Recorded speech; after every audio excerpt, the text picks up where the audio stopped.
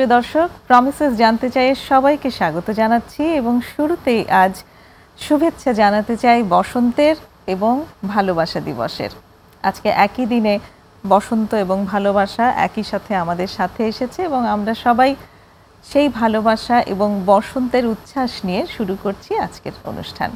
প্রিয় দর্শক, আজ আমরা অনুষ্ঠানে আলোচনা করব উদ্বেগ এবং আসক্তি ব্যবস্থাপনার উপায় এই বিষয়ের উপর। আর এই বিষয়ে আলোচনা করার জন্য আজ স্টুডিওতে উপস্থিত আছেন কাউন্সিলিং সাইকোলজিস্ট এবং সাইকোথেরাপিস্ট তাসনুভা হক। তাসনুভা, তোমাকে স্বাগতম আমাদের স্টুডিওতে।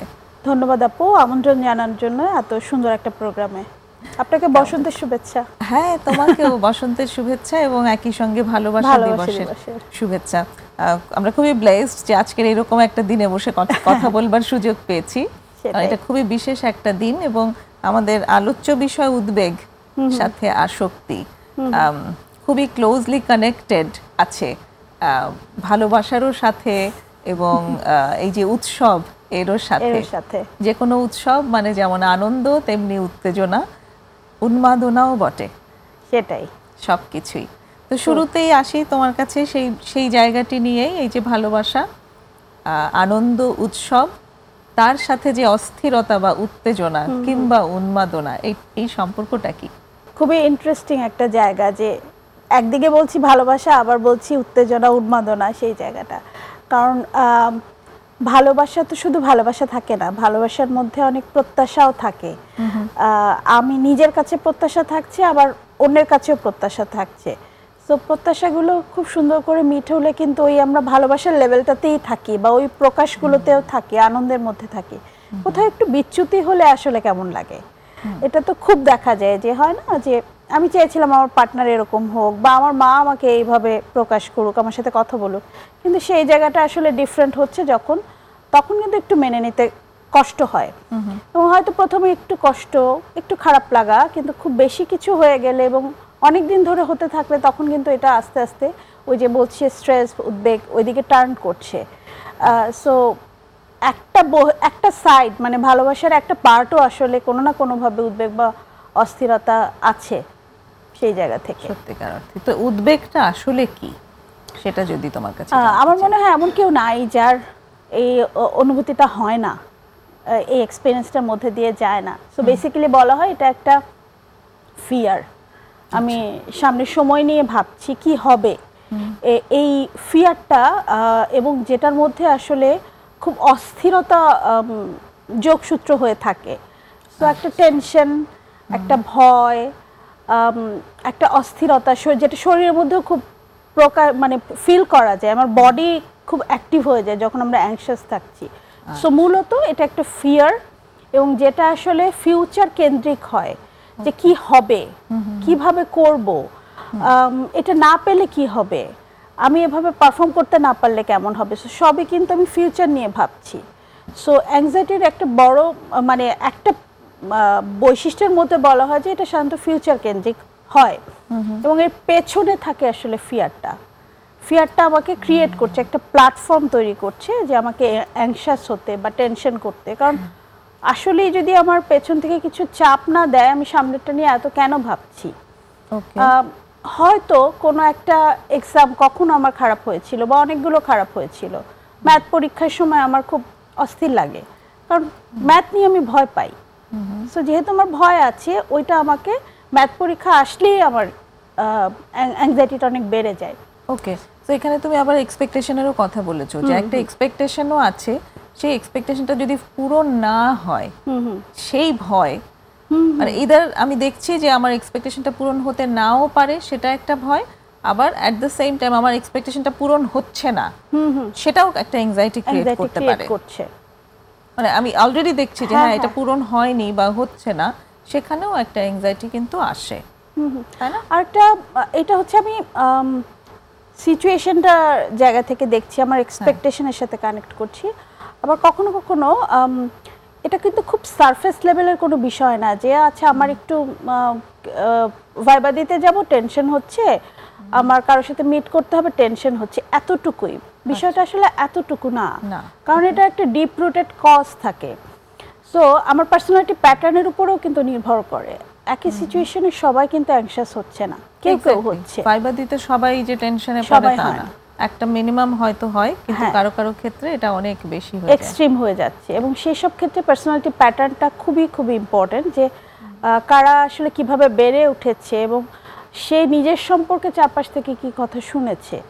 যদি এমন হয় যে খুব ওই ধরনের ভাইব পাচ্ছে যে হ্যাঁ তুমি ভালো করবে বা তুমি পারবে, যেটুকু পারবে ওটাকে ফাইন, ওটাতে কোনো অসুবিধা নাই আমাদের, তখন কিন্তু একটু রিল্যাক্স থাকতে পারি আমরা। যদি হয় এমন না তোমাকে ফার্স্ট হতেই হবে, তোমাকে এই পরিমাণ মার্কস পেতেই হবে, তোমাকে এই সোশ্যাল গ্যাদারিংয়ে যেতেই হবে, না হলে তুমি ঠিক নাই, তখন কিন্তু এই প্রেশার ফিল হয় একটা। সো ওই ক্রাইটেরিয়া মিট করতে না পারলে তখন একটা অস্থিরতা তৈরি হয়, যেটাকে বলা হয় যে আমি কি পারবো, আসলে নিজের মধ্যে কোয়েশ্চেন তৈরি হয়। সেলফ এস্টিম নিয়ে হ্যাঁ হ্যাঁ, ভীষণভাবে। কারণ আমি কি পারবো, আমি তো পারি না, আমার তো ভুল হয়ে যাবে, সো আমি তো হয় মায়ের এক্সপেকটেশন ফুলফিল করতে পারবো না, সো আমি নিজেকে নিয়ে সংশয় প্রকাশ করতে থাকি। সো যেটা খুব বড় একটা প্ল্যাটফর্ম দেয় অ্যাংজাইটির ক্ষেত্রে। এংজাইটির সাথে আসলে এই যে আসক্তি, এর কি কোনো যোগসূত্র আছে?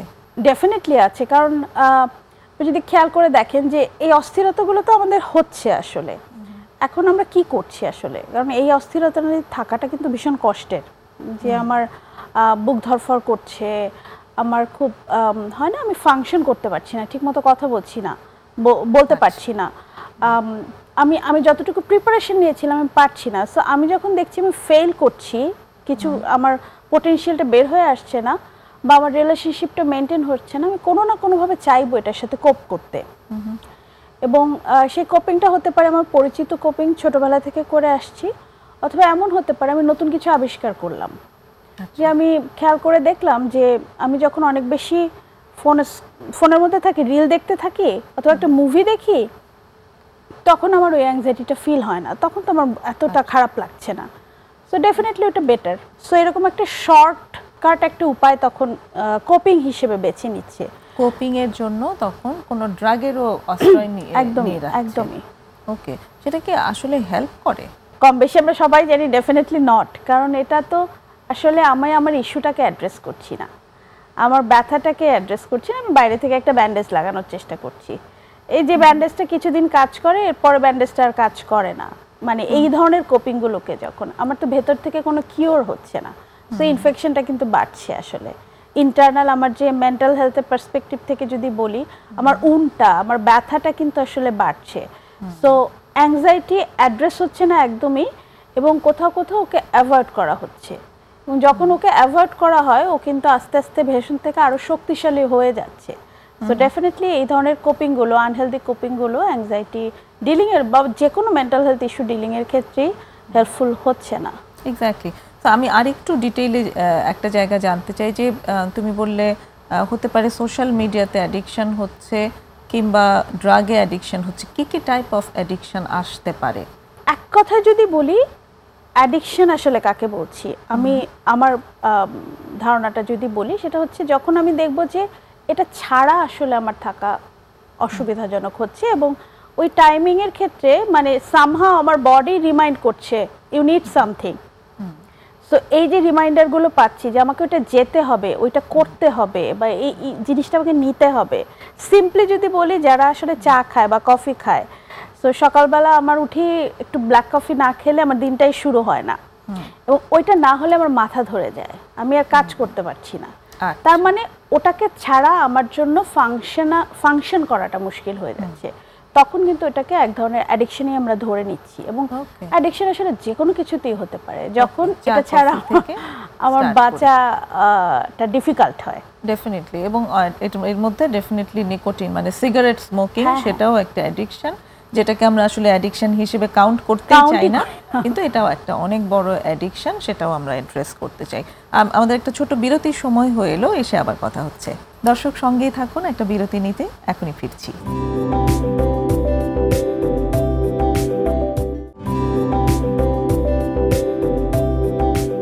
আপনারা দেখছেন প্রমিসেস জানতে চাই। আজ কথা হচ্ছে তাসনুভা হকের সাথে উদ্বেগ ও আসক্তি ব্যবস্থাপনার উপায় নিয়ে। তাসনুভা, উদ্বেগ বা অ্যাংজাইটি নিয়ে আমরা যে কথা বলেছি, এবং সেটার সাথে অ্যাডিকশনের একটা কানেকশন আছে, সেটাও আমরা জানলাম। তো এই যে অ্যাংজাইটি, এই উদ্বেগের সিমটমগুলো কি কি কি টাইপের সিমটম হতে পারে? শারীরিক, মানসিক বা আচরণগত, এরকম কি আলাদা আলাদা ব্যাপার আছে? হ্যাঁ হ্যাঁ, যেটা শুরুতে একটু বলছিলাম, আমি যদি ঠিকভাবে মনে রাখি, সেটা হচ্ছে অ্যাংজাইটি আসলে আমাদের সবার হয়। এটা কোনো এমন কিছু না যে একটা লেভেলে গেলে মানুষের হয় বা মানসিক অসুস্থতার লেভেলে গেলে হয়। কারণ আমি যখন আমার ইভেন খুব প্রিয় মানুষই সাথে মিট করতে যাব, হয়তো কাউকে ভালো লাগে, তার সাথে প্রথম মিটিংয়ের আগে আমার ভেতরে একটা কিছু হয়, আমার বুকটা একটু ধরফর করছে, এটাও অ্যাংজাইটি। কিন্তু কখন আসলে অ্যাংজাইটিটা একটু চিন্তার বিষয়, সেখানে খুব সিভিয়ার কিছু সিমটম দেখা দেয়। সো সেই অ্যাঙ্গেলে যদি সিমটমগুলোর কথা বলি, যে কীভাবে বুঝবো যে অনেক বেশি পালপিটেশন হচ্ছে, যেটা আমি একটু ওটাকে সাথে রেখে আমি যে অন্য কাজগুলো করব, আমার স্থির থাকা কষ্ট হচ্ছে। কারো কারো ক্ষেত্রে সুইটিং হতে পারে, ঘামছি অনেক, শরীরের টেম্পারেচারটা মনে হলো অনেক বেড়ে গেছে। সো শারীরিক এই ধরনের সিমটম হয়। কারো কারো ক্ষেত্রে হয় যে খুব বেশি টামিতে ডিফারেন্ট কিছু ফিল করছি, যেটা বলে আমরা একটা বাটারফ্লাই সেন্সেশন যেটা বলি। সো অনেকবার একটু গুড়গুড় করছে, একটু পরপর ওয়াশরুমে যেতে হচ্ছে। সো এই ধরনের কিছু ফিজিক্যাল সেন্সেশন হয়। স্থির থাকতে কষ্ট হয়, মানে মনে হচ্ছে হাত পা শেক করছে, এই ধরনের কিছু ফিজিক্যাল সিমটম হয়। কারো ক্ষেত্রে ইন্ডিভিজুয়ালি আরো ডিফারেন্ট কিছু ফিজিক্যাল সিমটমও থাকতে পারে। কারো কারো হাত পা ঘামে, যেমন আমার হাত পা ঘামে, হ্যাঁ, যে কোনো কিছুতে আমার হাত পা ঘামতে থাকে। এবং ইন্টারনালি আরো যেগুলো হতে পারে, ব্লাড প্রেশার বেড়ে যেতে পারে। সো যখন অনেক বেশি অ্যাংজাইটি কাজ করছে। অ্যাংজাইটি বা স্ট্রেসের আরেকটা খুব লং টার্ম সিমটম আছে। লং টার্ম সিমটমের মধ্যে যেমন একটা বলা হয় মাইগ্রেনের যে পেইন, মাইগ্রেনের পেইনটাকে বলা হয় যে লং টার্ম অ্যাংজাইটিতে যারা ভোগেন, সে হয়তো নিজেও জানে না যে তার ভেতর এত অ্যাংজাইটি কাজ করে, আনকনশিয়াস লেভেলে কাজ করে, হয়তো অ্যাওয়ার না, ওটা থেকে আস্তে আস্তে মাইগ্রেন ডেভেলপ করে। স্কিন ডিজিজ, এ ধরনের কিছু লং টার্ম ইফেক্ট দেখা যায়। এবং স্ট্রেসটাকে বা স্ট্রেসের একটা আউটকাম অনেক সময় অ্যাংজাইটিতে ফর্ম করে, যেটার খুব ক্যান্সারের মতো ডিজিজগুলোরও ওয়ান অফ দ্য রিজন বলা হয় স্ট্রেস ফ্যাক্টরটা, পলিসিস্টিক ওভারি, এরকম নানা ধরনের ইস্যুস যেটা অ্যাংজাইটি একটা রিজন হতে পারে। ইমোশনাল সিমটম কি হয়, যে অনেক ওভারওয়েলমিং লাগে, মানে আমি নিতে পারতেছি না, হয় না যে এই পেইনটা নিতে পারতেছি না, মানে এই অস্থিরতা, খারাপ লাগাটা নিতে পারছি না। ভয়ের সেন্সেশনটা খুব হয় তখন, যে ওই যে চিন্তাগুলো কাজ করে, আমি পারবো না, আমাকে দিয়ে কি হবে না, কি করব, এটা না হলে কি হবে, এই ধরনের নানা নেগেটিভ থটস তখন কাজ করে। মানে ইন আনাদার ওয়ে যেগুলো হেল্পফুল থট না, সেরকম কিছু থট কাজ করছে, যেটা হয়তো আমি যখন কাম থাকবো, আরাম একটু রিল্যাক্স থাকবো, তখন ওই থটগুলোকে আমি নিজেই বুঝতে পারবো যে ওটা কতটা মানে আনরিয়ালিস্টিক ছিল ওই সময়, যেটা সত্যি না কিন্তু ওই সময়ের জন্য খুবই সত্যি। সো একটা কথা আমরা বলি যে অনেক সময় হয় না, আমরা সাধারণভাবে যখন মানুষকে শুনি যে কেউ বলছে যে না, কালকে পরীক্ষাটা আমার খুব হবে, আমি জানি, এখন সবাই বলছে তুমি তো ভালো পারো, এইসব মানে এই চিন্তাটা বাদ দিয়ে দাও। সো যখন এই চিন্তাটা বাদ দিয়ে দেওয়ার কথা বলা হচ্ছে, ওই মানুষটা মনে করছে ও একটা ভুল চিন্তা করছে, কিন্তু যে চিন্তা করছে তার জন্য বিষয়টা ভীষণ সত্যি। সো এটা সত্যি হতে পারে, বাস্তব না, কিন্তু এটা সত্যি তার জন্য, কারণ তার কষ্টগুলো হচ্ছে। সো ইমোশনাল এরকম একটা জার্নি অনেক সময় হয়। যেমন অনেকেই বলে যে পরীক্ষার চিন্তায় পড়তে পারছি না, সত্যিই তাই, একদম এক্স্যাক্টলি ওটাই হচ্ছে, যে তার এত বেশি পরীক্ষার ফলাফল নিয়ে চিন্তা হচ্ছে, যেটা আসলে ভবিষ্যৎ আসেনি এখনো, সেটা নিয়ে সে এখনই আর স্থির থাকতে পারছে না এবং পড়তেই পারছে না। আরেকটা ইন্টারেস্টিং ফিডব্যাক পাই ক্লায়েন্টদের কাছ থেকে, টেনশনের চিন্তাতে মানে অ্যাংশাস হয়ে যাচ্ছে, যে আমার তো পরীক্ষা হলে টেনশন হয় বা হবে, সো সেইটা ভেবে আমি আগে থেকেই স্কেয়ার হয়ে আছি। সো যেটা আসলে ইম্প্যাক্ট ফেলছে। বিহেভিয়ার সিমটম বলবো আপু, অনেক দেখা যায় অনেক সময় পায়চারি করি খুব, এবং কোথাও বসবো, স্থির হয়ে বসতে পারছি না।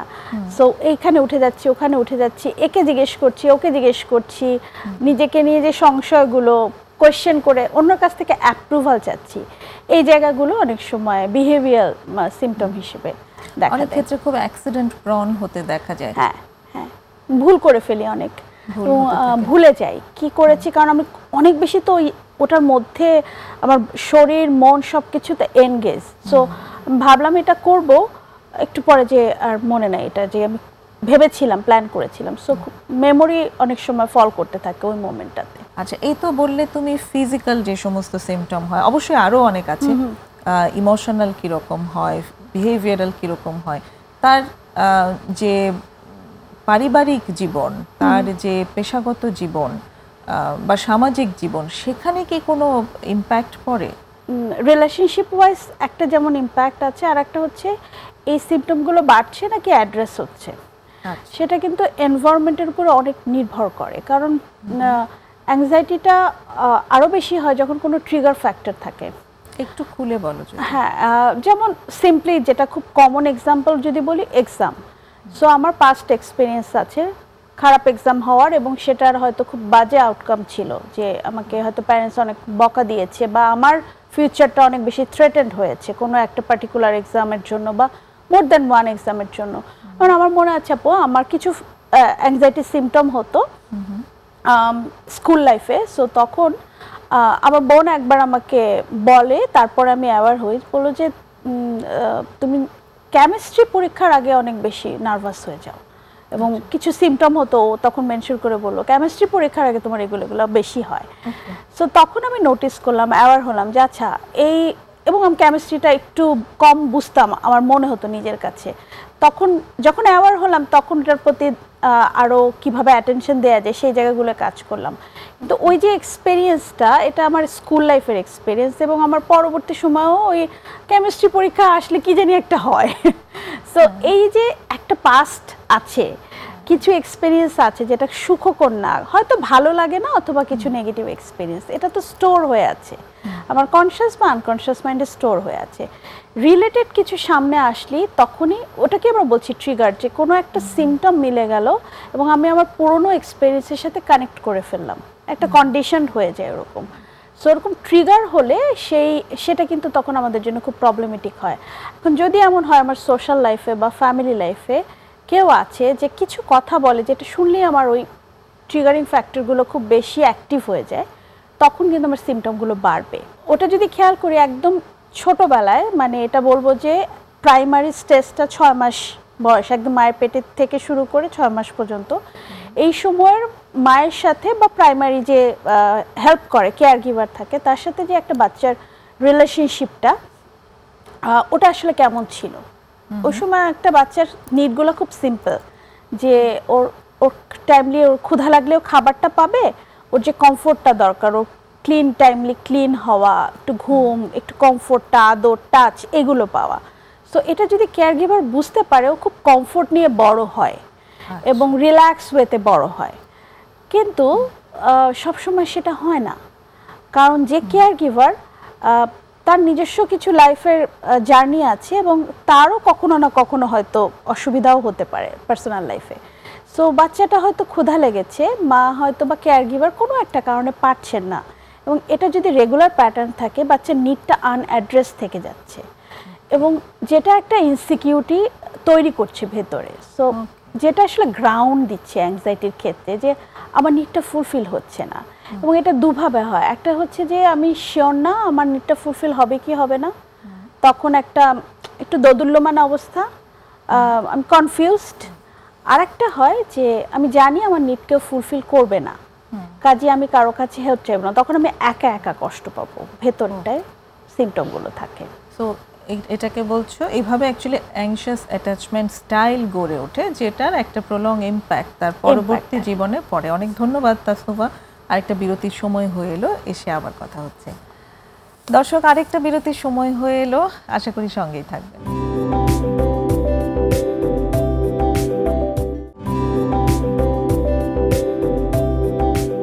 দেখছেন প্রমিসেস জানতে চাই, কথা হচ্ছে তাসনুভা হকের সাথে উদ্বেগ ও আসক্তি ব্যবস্থাপনার উপায় এই বিষয়ের উপর। তাসনুভা, এই যে উদ্বেগ কিভাবে তৈরি হয়, অ্যাংশাস স্টাইল একদম শৈশব থেকে আসে, সেটা নিয়ে তুমি কথা বলছিলে, এবং সেখানে তুমি বলেছো যে 2 ধরনের এক্সপ্রেশন আসতে পারে। একটা ধরন হচ্ছে যে মানে যে অ্যাকচুয়ালি শিওর না যে তার আচরণ মানে তার নিডটা আসলে অ্যাড্রেসড হবে কিনা, আর আরেকটা ধরন বলছে যে সে শিওর যে তার আসলে নিড কেউ অ্যাড্রেস fulfill হবে না। করবে না। সো এইখান থেকে অ্যাকচুয়ালি যদি আমরা শুরু করি আবার সেকেন্ড গ্রুপটার অ্যাংজাইটিটা আসলে বোঝা যায় না যে আসলে শিওর তা কেউ ফুলফিল করবে না, কারণ তার একটা ভেতরে কষ্ট বা একটা মিসট্রাস্ট যে আমার নিডটা কেউ বুঝবে না, সো সে লাইফের প্রবলেমগুলো না একা একা সলভ করতে চায় এবং সেটাও তার জন্য ভীষণ প্রেশারাইজিং। সো তার অ্যাংজাইটিটা আসলে বিহেভিয়ার লেভেলটা খুব কম আসে। ওই মানুষগুলোকে আমাদের মনে হয় এরা খুব স্ট্রং, খুব নিজের কাছে সব কিছু করে ফেলতে পারে, কনফিডেন্ট, কারো কাছে হেল্প চায় না, কিন্তু তাদেরও আসলে কোথাও না কোথাও ভেতরে ভেতরে ওই পেইনটা থাকে যেটা অনেক বেশি সাইকোসোমাটিক সিমটম হিসেবে বের হয়ে আসে। তাদের পেইনগুলো, অ্যাংজাইটি বলি, স্যাডনেস বলি, ফিয়ার বলি, সব কিছুরই একটা বড় আউটকাম হচ্ছে সাইকোসোমাটিক। অনেক সময় হার্ট ডিজিজের মতো ইস্যুসগুলো এটা থেকে ক্যারি ফরওয়ার্ড হয়, বা এই যে হাই ব্লাড প্রেশার, এই ধরনের অ্যাটাচমেন্ট স্টাইলে যারা থাকে, অ্যাভয়েডেন্ট বলি আমরা সাধারণত, তাদের ক্ষেত্রে এটা হয়। এবং অ্যাংশাস মানে যারা একটু কনফিউজ থাকে, এদেরকে আমরা অ্যাডাল্ট লাইফে যেভাবে পাই সাধারণত, যে কিছু একটা কিনতে গেলেও মনে হয় যে আপনি না বলা পর্যন্ত আমি শিওর না যে আমি এটা কিনবো, আমার খুব পছন্দ হয়েছে, স্টিল যতক্ষণ না আরেকজন বলছে না এটা খুব সুন্দর, তো আমি দেখতে আমাকে ভাল লাগছে, কিন্তু আপনি যদি বলেন তাহলে আমি কনফিডেন্ট যে ভাল লাগছে, না বলা পর্যন্ত সো ওই অ্যাসুরেন্সটা খুঁজতে থাকে। সো ওই ফেসটা ভীষণ অ্যাংজাইটির, যে আমি আসলে শিওর না, আমার ভাল লাগছে কিন্তু আবার একটা কিন্তু আছে, ওই কিন্তু পিরিয়ডটা খুব স্ট্রাগলের হয়। সো এই দুটো দিয়ে আসলে মানে আরও আছে কিছু, কিন্তু এইটা আমরা অনেক বেশি পাই, এই দুটো গ্রুপকে অনেক বেশি পাই। এর মধ্যে এই যে অ্যাসিওরেন্স চাইছি, এই জায়গাগুলোতেও কোপিং হিসেবে আসলে অনেক ক্ষেত্রে ড্রাগ চলে আসে। ইভেন আপু দুটো গ্রুপে দেখবেন যে যারা অ্যাডিকশনে আছে, স্পেশালি যদি ড্রাগ অ্যাডিকশনের দিকেও একটু খেয়াল করে দেখি, একটা সামহাউ সে ওটা খুঁজে পেয়েছে যে এটা একটা হেল্পফুল, তার জন্য সাময়িকভাবে একটা রিলিফ দেয়, তো সে নিজের মতো কোপ করছে, কারোর সাথে কথা বলছে না তার ইস্যুটা নিয়ে, যেটা আমরা সেকেন্ড গ্রুপটার কথা বললাম। হ্যাঁ, সো তার নিড কাউকে এক্সপ্রেসই করছে না, অথচ ভিতরে ভিতরে পেইন আছে, অ্যাংজাইটি আছে, এবং সেটা তার মতো করে একা একা ডিল করছে। আর যারা কনফিউজ থাকে তাদেরকে তো আসলে কেউ যখন বলছে যে এটা কিন্তু খুব ভালো, তুমি এটা ট্রাই করতে পারো, বা আসো একটু মজা হবে, ইমিডিয়েটলি সে জাম্প ইন করে। সেকেন্ড গ্রুপ কিন্তু পিয়ার প্রেশারে এত সহজে জাম্প ইন করে না, যতক্ষণ সে বুঝতে পারছে সে চায়। কিন্তু ফার্স্ট গ্রুপটা কিন্তু খুব ইজিলি পিয়ার প্রেশার বা কাউকে দেখে এই কোপিংটা নিয়ে নেয়। সো তাদের ক্ষেত্রে রিস্ক ফ্যাক্টর এই অ্যাডিকশনে চলে যাওয়ার ব্যাপারে অনেক অনেক বেশি। এবং অ্যাভয়েডেন্টরা কিন্তু এই যে হয় না যে আমি একা একা মুভি দেখছি, ভিডিও দেখছি, ইউটিউব দেখছি, বা এই ধরনের যে অ্যাডিকশনগুলো আমরা দেখি, পর্ন অ্যাডিকশন, অ্যাভয়েডেন্টরা সাধারণত এই স্টাইলটা অনেক বেশি ফলো করে, কারণ তাদেরকে তো কারোর সাথে কমিউনিকেট করতে হচ্ছে না, প্রবলেমটা বলতে হচ্ছে না কাউকে, সো এটা সেফ, কম্পারেটিভলি ওই মোমেন্টের জন্য তার জন্য সেফ। এবং অ্যাভয়েডেন্টদের ক্ষেত্রে ড্রাগ অ্যাডিকশনে আমার এক্সপিরিয়েন্স আমি যেটা দেখেছি, রিকভারির জায়গাটাতে বেশ হার্ড টাইম পেতে হয়, কারণ ওনারা অ্যাকচুয়ালি কনভিন্সড হতে চান না যে তাদের নিডগুলো এক্সপ্রেস করা যায় এবং সেখানটা থেকেও কোনো রিলিফ পাওয়া সম্ভব। এই যে আস্কিং এর প্রবলেম, তারা চাইতে পারে না, সাহায্যও চাইতে পারে না, সেখানটাতে ওনারা ড্রাগটাকেই খুব শক্তভাবে ধরে রাখেন যে এটাই আমার আসলে একমাত্র রিলিফ, এখান থেকে আমি আর অন্য কিছু আমি ট্রাই করতেও চাই না।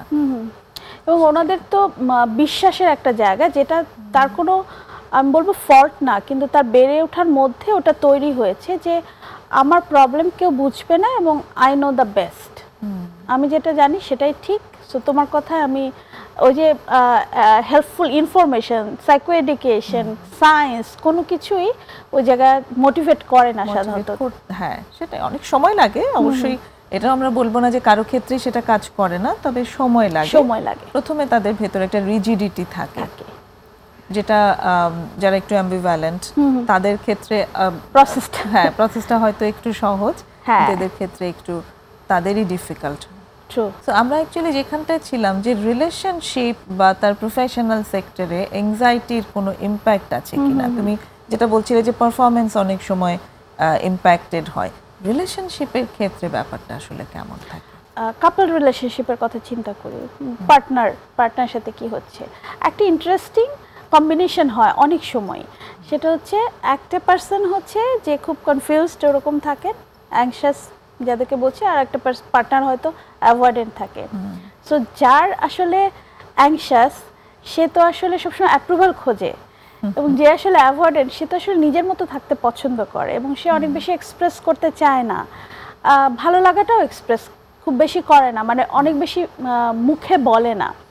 সো এই পার্সনগুলো অনেক সময় একটা ক্রাইসিস তৈরি হয় যে দুজনের নিড দুই রকম। কারণ একজন চাচ্ছে অনেক বেশি কমিউনিকেট করতে, একটু অ্যাপ্রুভাল চাচ্ছে, আর একজনের মনে হচ্ছে না এটা আবার কি জিনিস। সো এটা তো তার লাইফ স্টাইলের মধ্যে ওটা তো নাই, সেটা তো বিলিভ করে না। সো দুজনেরই কারো নিডই ফুলফিল হচ্ছে না।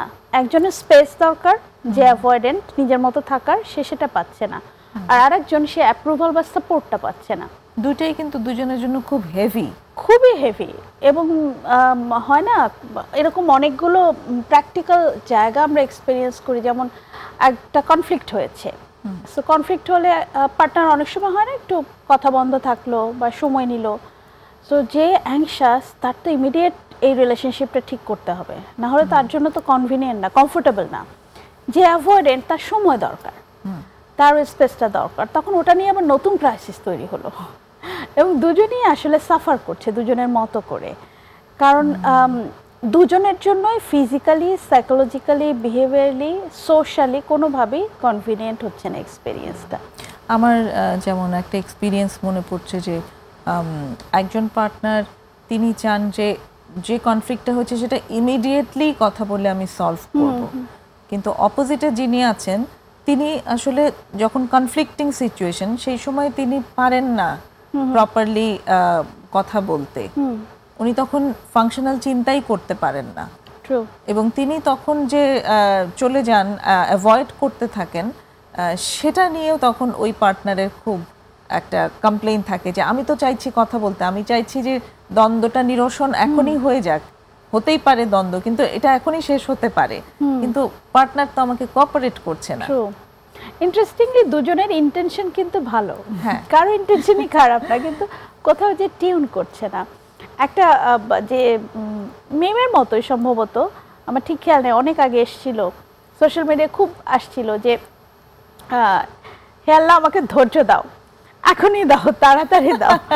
তো যারা অ্যাংশাস তারা কিন্তু এরকম একটা এক্সপিরিয়েন্সের মধ্যে দিয়ে যায় যে আমার এখনই লাগবে, ওই যে তাগিদটা, এটা কিন্তু ভীষণভাবে অ্যাক্টিভ করে ফেলে আমাদের হরমোন থেকে শুরু করে বডি এনার্জি, টেম্পারেচার সব কিছু অনেক হাইটেন্ড করে ফেলে। সো ওইখানটায় আসলে নিজেকে ধরে রাখাটা ভীষণ কষ্টের।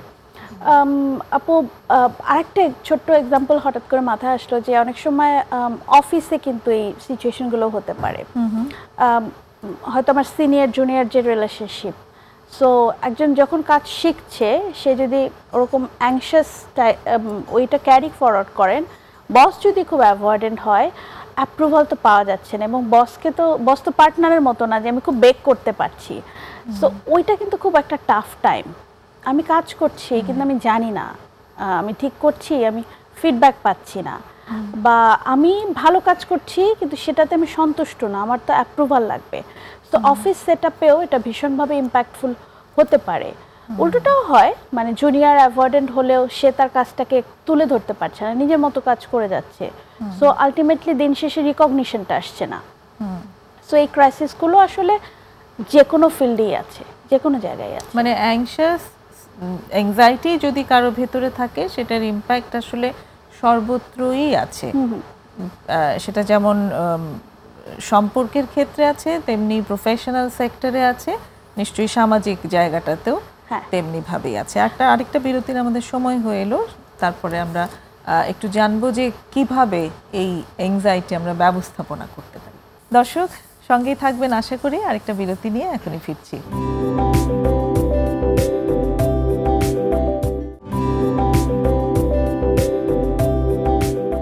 আবারও ফিরে এসেছি বিরতির পর প্রমিসেস জানতে চাইয়ে। আজ কথা হচ্ছে উদ্বেগ ও আসক্তি ব্যবস্থাপনার উপায়, এই বিষয়টি নিয়ে তাসনুভা হকের সাথে। তাসনুভা, অ্যাংজাইটি নিয়ে যে আমরা এত কথা বলছি, এটা কি সবসময় খারাপ আসলে? ডেফিনেটলি নট, কারণ এটা একটা আমাদের পার্ট, এবং অনেক সময় ক্লায়েন্টরা আসে যে আমার এটাকে একদম ভ্যানিশ করে দেন এরকম একটা এক্সপেকটেশন নিয়ে। বাট বেসিক্যালি ভ্যানিশ করাও যায় না এবং করার কোনো প্রয়োজনও নাই, কারণ একটু অ্যাংজাইটি না থাকলে কিন্তু আমি আসলে আমার ঘরের দরজাটা আটকাবো না, লক করব না, কারণ আমার তো কোনো চিন্তা নাই, চুরি হতে পারে, ক্ষতি হতে পারে, ওই সেন্সটাই তখন কাজ করবে না। আমি পরীক্ষার আগে প্রিপারেশন নিব না আগে থেকে। সো একটা অ্যামাউন্ট অফ স্ট্রেস অ্যাংজাইটি আমাদেরকে বেসিক্যালি হেল্প করে। সো এটার এমন কোনো মানদণ্ড নাই যে আচ্ছা আমি এই লেভেলে আছি, ভালো আছি, এরপরে গেলাম খারাপ হয়ে গেলাম, ব্যাপারটা ওরকম না। এটা একদম নিজের জাজমেন্ট যে আমার অ্যাংজাইটি কোন লেভেলে থাকলে আমি আসলে আমার ডেইলি লাইফের অন্য কাজগুলোকে সুন্দর করে গুছিয়ে করতে পারছি, এবং অ্যাংজাইটিটা আমাকে আসলে একটা মোটিভেশন দিচ্ছে, আমাকে পেছন থেকে আটকে ধরে রাখছে না, আমাকে ফাংশন করতে দিচ্ছে না। এবং যখনই আসলে ফাংশন করতে দিচ্ছে না ওই জায়গাটাই চিন্তার বিষয়, তখন সেটাকে বলবো আমরা negative anxiety. Negative anxiety, unhelpful anxiety তখন চলে যাচ্ছে। এবং এটা একটা লেভেল পর্যন্ত হয় যে আমি হয়তো একটু ছোট ছোট কিছু সেলফ হেল্প টেকনিক ইউজ করে নিজেকে হেল্প করতে পারছি, একটু হয়তো গ্রাউন্ডিং কিছু করে, কারোর সাথে কথা বললে আমার হয়তো একটু রিলিফ লাগছে, আমি নিজেকে হেল্প করতে পারছি। তো অনেক বেশি যদি হয়ে যায়, হয় না যে আমি বিছানা থেকে উঠতে পারছি না, বা আমার এত চিন্তা হচ্ছে কালকে পরীক্ষা আমি পারবো না, আমি আজকে আর কিছু পড়তেই পারলাম না। সো এই লেভেলটা যদি অনেক দিন কারো থাকে, ডেফিনেটলি তখন একটু খেয়াল রাখা প্রয়োজন যে আসলে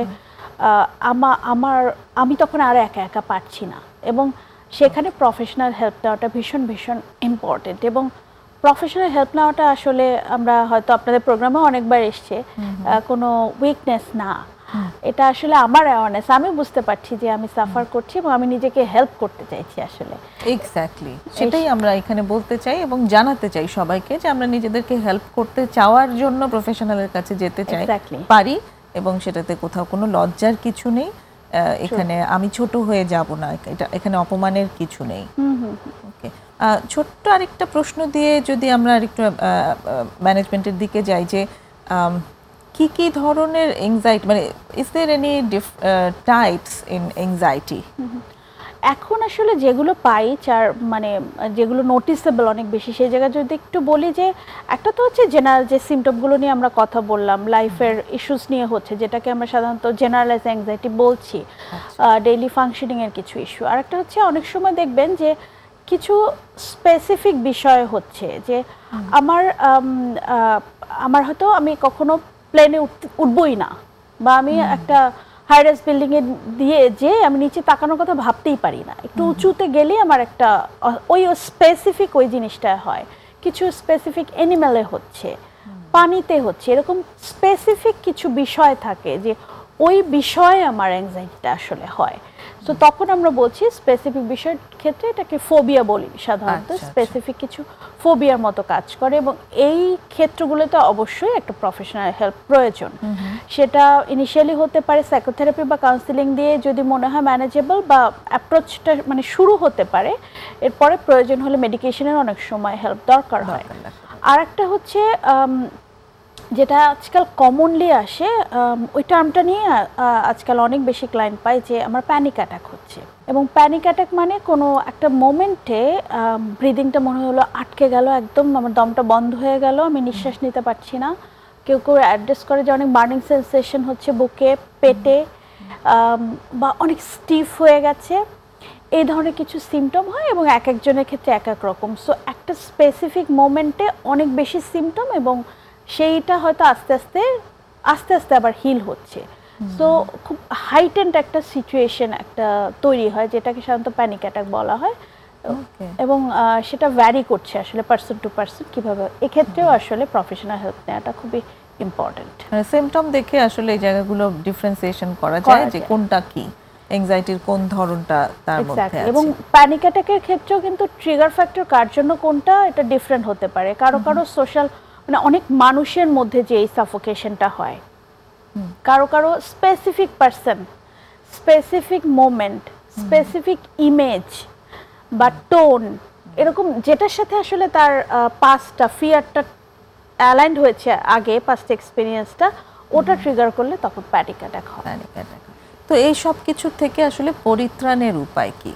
আমরা হয়তো অ্যাডভান্স লেভেলটা ডিসকাস করেই ফেললাম যে কিছু কিছু ক্ষেত্রে আসলে যখন ফাংশনাল থাকছে না, প্রফেশনাল হেল্প ডেফিনেটলি দরকার। এর বাইরেও হেলদি লাইফস্টাইলে কিন্তু অনেকটা হেল্প করে। যেমন খুব সিম্পলি বললে অনেকেই দেখবেন যে রেগুলার হাঁটাহাঁটি করে, সেটা হয়তো একটা হেলথ কনসিয়াসনেস থেকে, হয়তো ডায়াবেটিস আছে বা ওয়েট চেঞ্জের জন্য, যে কোনোভাবেই হোক, সো কোনো একটা ফিজিক্যাল মুভমেন্টের মধ্যে আছে, একটু জিম করছে অথবা যোগা করছে, সো এক্সারসাইজগুলো আমাদেরকে এই এক ধরনের হেল্প করে, ফিজিক্যাল এক্সারসাইজ। এবং এখানে খুবই জোর দিয়ে বলবো সুইমিং। আচ্ছা, সুইমিংটা ভীষণ ভীষণ হেল্পফুল। সুইমিং যদি কেউ নাও পারে, জাস্ট পানির মধ্যে থাকা, কারণ যেটা হয় যে আমাদের অ্যাংজাইটির একটা বেসিক সোর্স মায়ের পেটে থাকা অবস্থায়, এবং আমরা আসলে একটা পানির থলের মধ্যে ছিলাম। সো ওই এক্সপেরিয়েন্সটার মধ্যে অনেক কিছু আমরা ক্যারি করি এখনো। সো যখন ওই পানির এনভায়রনমেন্টে থাকা হয়, ওটা একটা ন্যাচারাল হিলিং প্রসেস হয়। এবং প্রাইমারি আমাদের যত ক্রাইসিসগুলো তৈরি হয়েছে, এটা বডিতে স্টোর হয়ে থাকে, কারণ কগনিটিভ মেমোরি 2 বছরের আগ পর্যন্ত তো নাই, মানে আরও পরেও নাই, কিন্তু ওই আর্লি স্টেজের কোনো আমাদের আসলে ওভাবে আমরা মেমোরিগুলো বলতে পারবো না, আমার বডি মনে রাখে, এই জন্য আমার বুকটা ধরফর করে বা পেটে একটু কিছু একটা হচ্ছে। সো পানির মধ্যে থাকলে ওই বডি হিলিংয়ের একটা খুব সুন্দর প্রসেস হয়। এর পাশাপাশি এই সময় অনেক বেশি আমরা বলবো না যে একটু লম্বা ব্রিথ করেন, কারণ ব্রিদিংটা একটা ইস্যু হয় কারো কারোর জন্য, বরঞ্চ বলবো একটু ফোকাস করতে ডিফারেন্ট কিছু, এই মোমেন্টে কোথায় আছি। ফর এক্সাম্পল, একটুখানি নোটিস করলাম যে আমি কোথায় আছি, এনভায়রনমেন্টে চারপাশে কে কে আছে, আমার কোন কোন মানুষ আছে, আমি কি দেখতে পাচ্ছি, আমি কোন রুমটায় আছি, এই রুমের টেম্পারেচারটা কেমন। হ্যাঁ, হয়তো স্পেসিফিক কোনো আমি কালার মনে করলাম, আচ্ছা দেখি তো ব্লু কালারের কি আছে চারপাশে। সো আমি বেসিক্যালি আমি যে ফিউচারে অথবা পাস্টে চলে গেলাম, ওখান থেকে নিজেকে হেল্প করছি প্রেজেন্ট মোমেন্টে আসতে। ওকে, সো এই প্রেজেন্ট মোমেন্টে আসা মানে আমার আসলে বেশিরভাগ কাজ করা শেষ। সো ওই মোমেন্টে, এর বাইরেও হেলদি লাইফস্টাইলটা আমার প্রিভেনশন হিসেবে কাজ করে, সেখানে ফুডও ডেফিনেটলি একটা ইম্পর্টেন্ট ফ্যাক্টর। কারণ কিছু কিছু ফুড কিন্তু অ্যাংজাইটি প্রভোকিং, যেমন ফাস্ট ফুডগুলো, ডেফিনেটলি অয়েলি ফুডগুলো, বিরিয়ানি খাচ্ছি যখন, এটা কিন্তু অলরেডি আমাকে স্ট্রেস ফ্যাক্টর বাড়াচ্ছে, কারণ স্টমাককে একটা স্ট্রেস দিচ্ছে, সেটা পুরো বডিকে ওটা পাস অন করছে। যখন খুব রিল্যাক্সিং কিছু খাচ্ছি, যেটা আমার ফেভারিট, যেটা হেলদি, তখন অলরেডি বডি কিন্তু ডিফারেন্ট মেসেজ পাচ্ছে। কিন্তু কারো যদি আবার বিরিয়ানি ফেভারিট হয়ে যায়, ডেফিনেটলি আমরা খাবো, হোয়াই নট, কারণ বিরিয়ানি না খাওয়াটাও অ্যাংজাইটির কারণ হতে পারে। তো আমি আসলে আমার লাইফস্টাইলে এটা কতটুকু রেখেছি, এক্স্যাক্টলি, এটা কি আমার প্রতিদিনের লাইফস্টাইলের মধ্যে আছে নাকি আমার একটা শখ হিসেবে করছি, সেই কারণে এটা ফুড হ্যাবিটটাও ইম্পর্টেন্ট। ব্রিদিংটা কারো গাইডেন্সে করা ভালো। মেডিটেশন অনেক সময় আমরা ইন জেনারেল বলি, বাট অ্যাংশাস থাকা অবস্থায় মেডিটেশন করা ডিফিকাল্ট, কারণ আমার বডি, শরীর আমাকে তখন হেল্প করবে না। এগুলো হেল্প করবে যখন আমি একটু কাম ডাউন করব তখন। অনেক ধন্যবাদ তাসনুভা, আমরা মনে হয় অনেকটাই দর্শকদেরকে জানাতে পেরেছি যে অ্যাংজাইটি কি, সেটা কিভাবে অ্যাডিকশনের সাথে কানেক্টেড হয়ে যায় এবং কিভাবে আমরা এখান থেকে নিজেদেরকে কিছুটা হলেও বের করতে পারি। সেটা সব তো আসলে অবশ্যই বলা সম্ভব না একটা সেশনে, এবং প্রত্যেকটাই আসলে ইন্ডিভিজুয়ালিস্টিক ব্যাপার আছে, প্রত্যেকের আলাদা আলাদা কোপিং মেকানিজম থাকে, এবং এই যে আমরা জেনারেল কিছু বললাম, ব্যবস্থাপনার কথা বললাম, সেগুলো প্রত্যেকের ব্যক্তি স্বাতন্ত্র্য অনুযায়ী আসলে ফিট করবে। তো তারপরেও তাতে যদি কারো উপকার হয়, এটাই আমাদের সার্থকতা। অনেক ধন্যবাদ তোমাকে আজকে এই প্ল্যাটফর্মে আসবার জন্য। আপনাকে ধন্যবাদ। প্রিয় দর্শক, শেষ করছি আজকের আয়োজন। পরিশেষে সবাইকে আবারও ফাল্গুন এবং ভালোবাসা দিবসের শুভেচ্ছা জানাচ্ছি। আগামী অনুষ্ঠান দেখবেন আমাদের সাথে নিশ্চয়ই, আশা করছি। ভালো থাকুন ততক্ষণ। খোদা হাফেজ।